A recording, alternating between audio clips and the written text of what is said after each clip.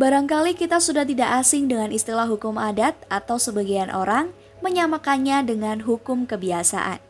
Tapi tahukah bahwa istilah hukum adat ternyata tidak dikenal dalam konsepsi masyarakat adat itu sendiri?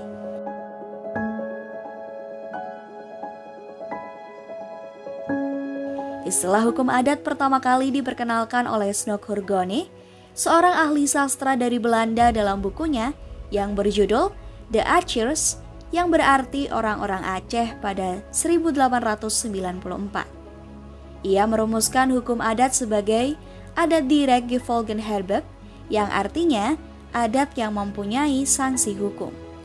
Jadi istilah hukum dalam istilah hukum adat mengandung pengertian bahwa apabila dilanggar maka akan timbul sanksi, sedangkan perkataan adat merupakan kebiasaan.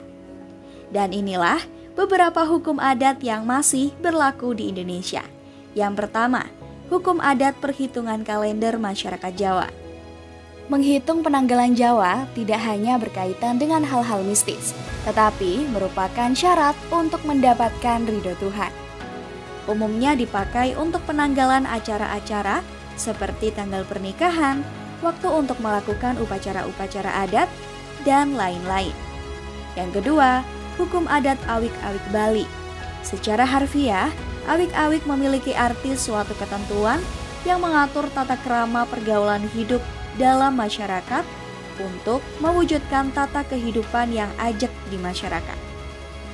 Awik-awik yang dianut Desa Pakraman Bali meliputi beberapa hal seperti mengaksama atau memaafkan, dedosaan atau denda finansial, kerampang atau penilaian harta, kasepekang atau tidak berbicara untuk jangka waktu tertentu, kaselong atau diusir dari desanya, dan upacara prayascita atau upacara pembersihan desa. Yang ketiga, hukum adat Dayak Kalis. Ada 4 jenis hukum adat pada masyarakat Dayak Kalis, antara lain, yang pertama saut, jenis hukuman yang diawali dengan kejadian kecil.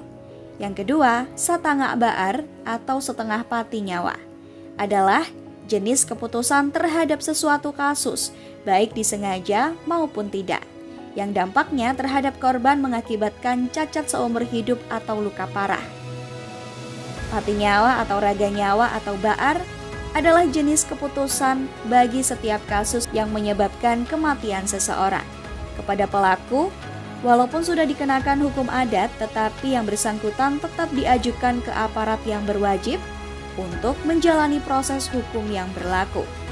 Adat kampung adalah jenis hukuman yang dikenakan terhadap pelaku yang kasusnya langsung tertangkap basah dan telah terbukti adanya perbuatan yang melanggar adat kampung. Misalnya, pelanggaran pada saat pantang, tolak bala, manulak bo'o, pantang kematian, atau pelanggaran dalam kepercayaan adat sejenisnya. Yang keempat, hukum adat tikam tanah. Upacara tikam tanah adalah ritual adat yang dilakukan oleh orang luar yang masuk ke Pulau Selaru untuk tujuan keselamatan dan sebagai isyarat kepada leluhur agar tamu desa tidak diganggu. Dan yang kelima, hukum adat Dayak Mualang Butang. Hukum adat ini merupakan bagian dari hukum adat perkawinan.